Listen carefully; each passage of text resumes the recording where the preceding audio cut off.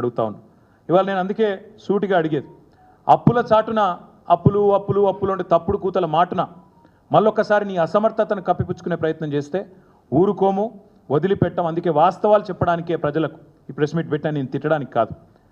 మీరు గద్దెనెక్కిన మొదటి రోజే నిజానికి మా నాయకుడు మా కేసీఆర్ గారు చెప్పినారు, వాళ్ళను ఒక 3-4 నెలలు ఏమనకండి, నిర్మాణాత్మక ప్రతిపక్షంగా ఉండండి, శాసనసభల శాసన మండలిలో బయట అక్కసు వెలగక్కినట్టు ఉండొద్దు, మనం పద్ధతిగా ఉండాలి, మనం తెచ్చిన తెలంగాణ, కష్టపడి తెచ్చిన తెలంగాణ ఇది, ఎవరికి ప్రజల అధికారం ఇచ్చినా తెలంగాణ బాగుండాలని కోరుకోవాలి, ఏమనకండి అన్నారు.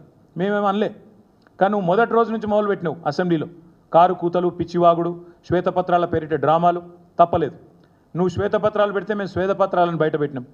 నువ్వు ఆ అప్పుల గురించి మాట్లాడితే అప్పులను పెట్టుబడిగా పెట్టి సంపద సృష్టించిన వైనాన్ని ప్రజల ముందు పెట్టినాం. కానీ నువ్వు బంద్ చేస్తలేవు. మళ్ళీ నువ్వు, మీ మంత్రులు, మీ మీడియా మేనేజ్మెంట్ టెక్నిక్లతోని ఒక అబద్ధాన్ని 100 సార్లు చెప్తే నిజమవుతుంది అన్నట్టు అదే మాట పదే పదే పదే పదే పాడిందే పాటరా అన్నట్టు ఇవాళ మళ్ళొక్కసారి అసెంబ్లీలో ఎండగట్టినాం, మిమ్మల్ని బయట ఎండగట్టినాం, అయినా మళ్ళీ అదే సొల్లు పురాణం చెప్తా ఉన్నారు. కాబట్టి ఇవాళ మేము మళ్ళీ చెప్తా ఉన్నాం. అయినా ఇవాళ ఎందుకు వచ్చినాయి ఈ దొంగ ముచ్చట్లు? సంవత్సరం అయిపోయింది. సంవత్సరం అయిపోతే నువ్వు సాధించిన విజయాల గురించి చెప్పాలి, చెప్పుకోవాలి. గొప్పగా ఇది చేసినాం, అది చేసినాం, పొడి చేసినా అని చెప్పుకోవాలి. కానీ నువ్వేం చేస్తున్నావు? నువ్వు కావాలని అప్పులు గిప్పులు అని మళ్ళీ తప్పుడు కూతలు ఎందుకు కూస్తున్నావు? ఒకటే ఒక కారణం. ఎందుకంటే నీ బాధ ఏంది? నీ 6 గ్యారంటీలు 100 రోజులు అన్నావు, దాని మీద చర్చ జరగద్దు.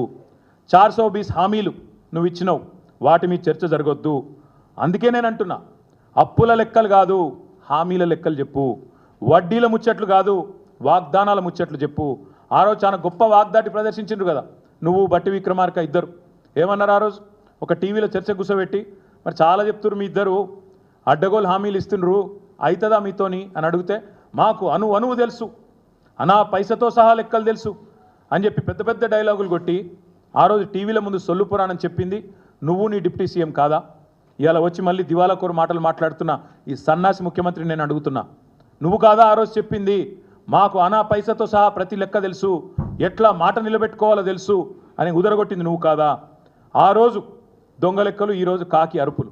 అందుకే మేము అనేది, దమ్ముంటే అప్పులపై కారు కూతలు కాదు, నీ అసమర్థ పాలన పైన శ్వేతపత్రం విడుదల చెయ్యి. నువ్వు చేసింది ఏందో చెప్పు.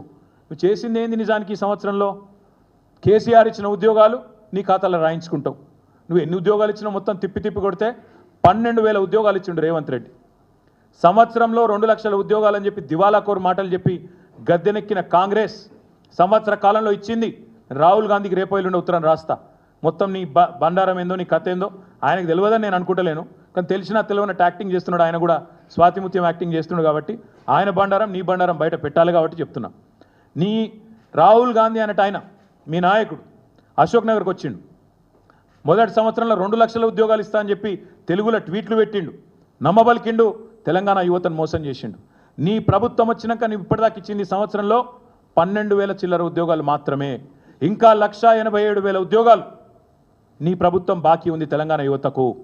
అందుకే నేను అనేది, రేవంత్ రెడ్డి నిన్ను వదిలిపెట్టం, నువ్వెన్ని తప్పుడు కూతలు కూసినా నిన్ను వదిలిపెట్టే సమస్య లేదు. ఉద్యోగాలు ఇచ్చింది కేసీఆర్, అవి నీ ఖాతాలో వేసుకునే ప్రయత్నం చేస్తూ ఉన్నావు. రుణమాఫీ బోగస్ అని తేలిపోయింది. రైతులు ఏ ఊరికి పోయినా తిడతా ఉన్నారు, కాలేదు, 2 లక్షల లోపు కూడా కాలేదు. నాకు పొద్దున్నే నరేందర్ రెడ్డి అని రిటైర్డ్ టీచర్ పెద్ద మెసేజ్ పంపిండు, సార్ నాది కానే కాలేదు, ఇది నా ఫోన్ నెంబర్, ఇది నా అకౌంట్ నెంబర్, దగ్గర మాట్లాడండి అసెంబ్లీలో అని పొద్దున్నే మెసేజ్ పంపిండు. ఒకటి కాదు, నీకు చేతనైతే దమ్ముంటే ఊరూరు అడుగు, తెప్పించుకో వివరాలు. ఎక్కడ కూడా రుణమాఫీ పాక్షికంగా అయింది తప్ప పూర్తిగా కానే కాలే. 49,500 కోట్ల కాడ మొదలైంది కథ. ఇవాళ నువ్వు 20,000 కోట్లతో ముగించినా అని చెప్తున్నావు.